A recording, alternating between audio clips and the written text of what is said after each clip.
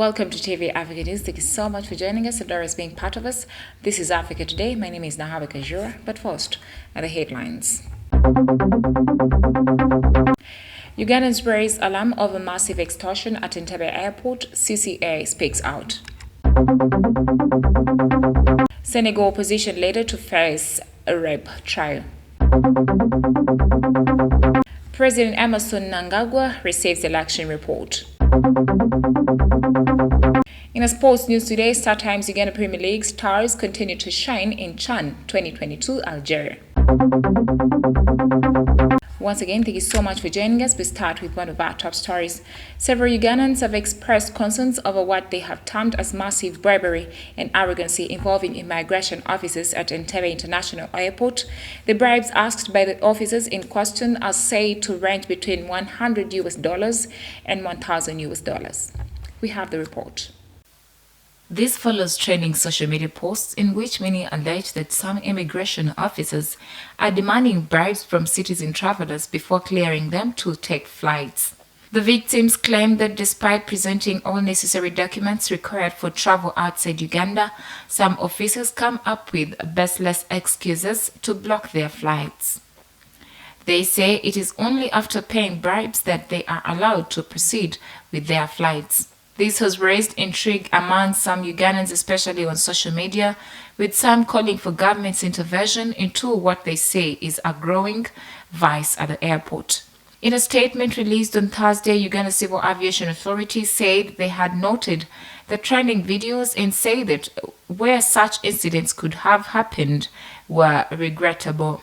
UCCA noted that while they facilitate operations at Entebbe Airport, this is done in liaison with other several independent providers of key services, including but not limited immigration. Thank you so much, reporter. Moving on, in our top stories, Kenya is planning to monitor its flourishing mobile money industry in a bid to catch tax cheats and also limit its borrowing to boost its finances and collections by 17%. President William Ruto's government has been trapped by an indebted economy ramped up by borrowing to build infrastructure by previous leadership. The Kenya Revenue Authority now plans to integrate its system with those of mobile phone operators, financial to catch tax evaders, and at the same time tap on revenue. Kenya is now targeting to grow tax revenues above 17.8% of the GDP in the aforementioned financial year 2023-2024. The targeted collection being $24.1 billion and above 18% of GDP over the medium term, its targeted collection being $32.2 billion. President Ruto had previously said that the government is targeting all Kenyans with the national identification cards to have the KRA pins. Well, thank you so much, reporter. We take a quick break. We shall come back with the international news.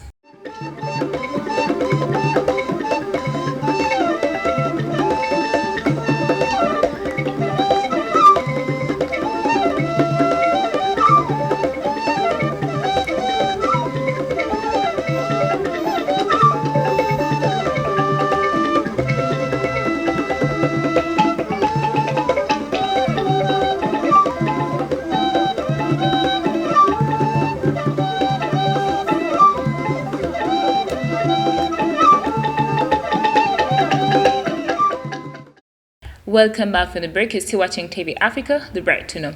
In our international news, a Senegalese judge has ordered a prominent opposition leader, Ousmane Sonko, to face trial for alleged rape, according to his and his accuser said on Wednesday. We have more on this report. Sonko, who came third in Senegal's presidential election in 2019, has enjoyed a rapid political rise thanks in part to his popularity with young people and has declared himself a candidate for the 2024 elections. However, he has also suffered legal troubles. Most notably, he has been accused of rape by an employee of a beauty salon where he went for a massage. Sonko, a 48-year-old former tax inspector, has denied the charge and said he is the victim of a plot by President Macky Sall. The judge on Tuesday signed an order to send Sonko's case to a crime court for alleged crimes he was charged within 2021, including rape and death threats, according to Al-Haj Diouf, the plaintiff's lawyer. Away from that, dozens of countries allied with Ukraine will meet today to coordinate arms supplies for Kyiv, which have ramped up its request to be provided with tanks. Germany faces growing pressure to allow its highly regarded Leopard tanks to be exported to Ukraine. The crunch talks comes a day after the US and several European nations pledged more equipment to help Ukraine fend off any further Russian offensives. The UK also offered 14 of its battle tanks recently, but Kyiv wants more. An advisor to the defensive minister remarked ahead of the summit that Ukraine's allies faced a simple choice. More than 50 countries are due to meet at the US Ramstein air base in the Germany's southwest. German Chancellor Olaf Scholz faces mounting pressure to donate Leopard 2 tanks following the UK's recent donation of 14 of its own Challenger battle tanks. As the nation of manufacture, Germany must also give its permission before other countries can commit to send their own supplies of the Leopard. Ukraine President Volodymyr Zelensky has repeatedly taken aim at Berlin's perceived hastening, saying on Thursday that he was still waiting for a decision from one European capital. Well, thank you so much, our reporter. Moving on, the Speaker of Zimbabwe's parliament on Thursday handed over a pre-election report to President Emmerson Mnangagwa as the Southern African country counts down months before its general election. It is constitutional tradition in Zimbabwe for the president to receive a briefing from parliament ahead of an election. On Friday, Mnangagwa is expected to hand over the report to the Electoral Commission to study and consider the issues raised by Parliament. The Commission has yet to announce the exact date for the vote, but it has revealed that it would be held in either July or August. The main political parties for the 2023 elections remain the ruling ZANU and Citizens Coalition for Change of opposition leader Nelson Chamisa. In the 2018 presidential election, President Emmerson Mnangagwa won 50.8% of the votes. Chamisa, who was running on the ticket of the Movement for Democratic Change Alliance, won 44.3%. Thank you so much, our reporter. We take a quick break. We shall come back with business, health, and sports.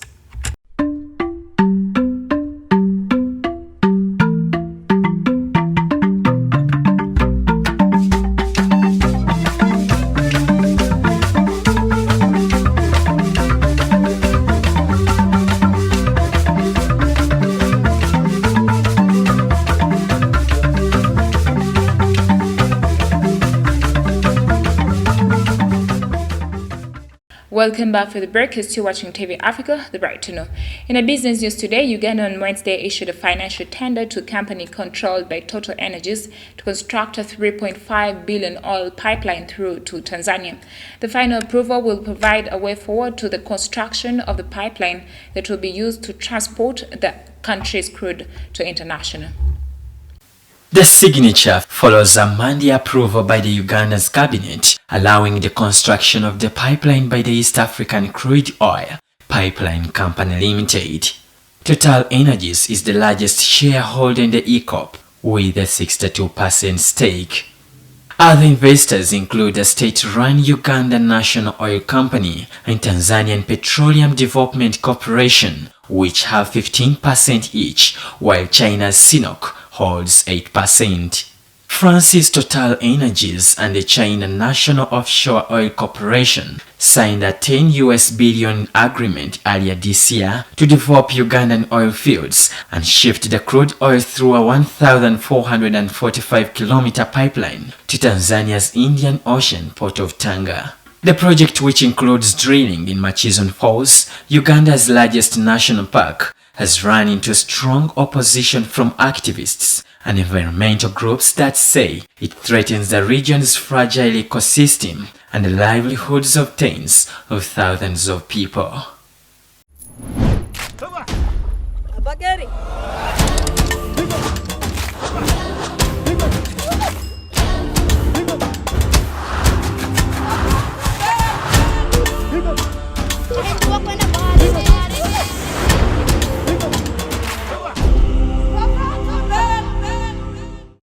In In a health news today, the transport sector in Senegal went on strike this Wednesday when a number of unions joined forces to denounce the measures taken on January 9th to combat road insecurity. A plan announced in the wake of the deadly accident in the department of Kaffrine, but some transporters protest against the lack of consultation and impossibility of applying certain measures. On Monday, the fatal bus accident cost the life of at least 19 people, bringing the death toll of car crashes to about 60 in a matter of days. The government responded by announcing nearly 24 measures, including limiting buses and trucks to 90 kilometers per hour, banning night buses, and outlawing the import of used tires and the suspected cause of last week's accident. However, some transport unions called certain dispositions out of touch with reality and lifestyles. According to the World Bank, Senegal, a country of 17 million, records 24 road deaths for every 100,000 inhabitants annually.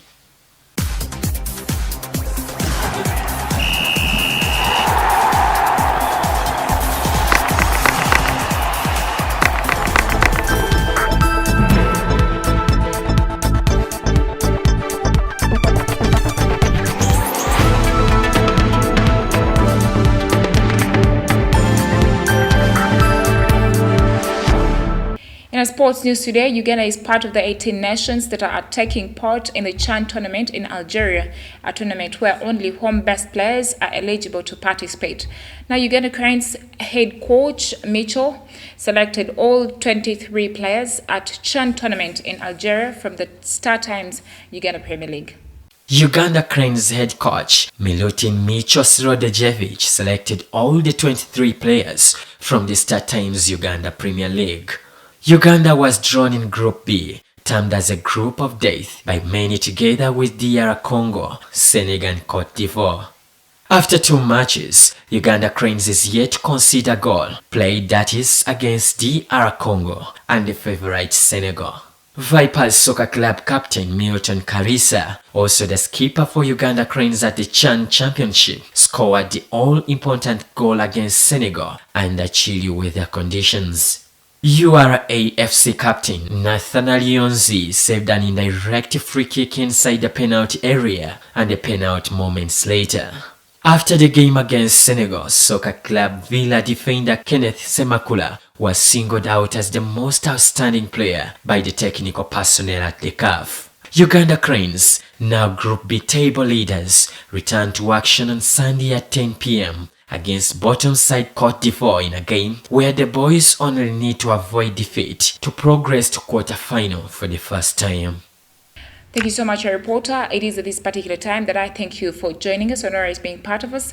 Don't forget to subscribe to our YouTube channel. We should keep updating you. It is TV Africa, the right to know.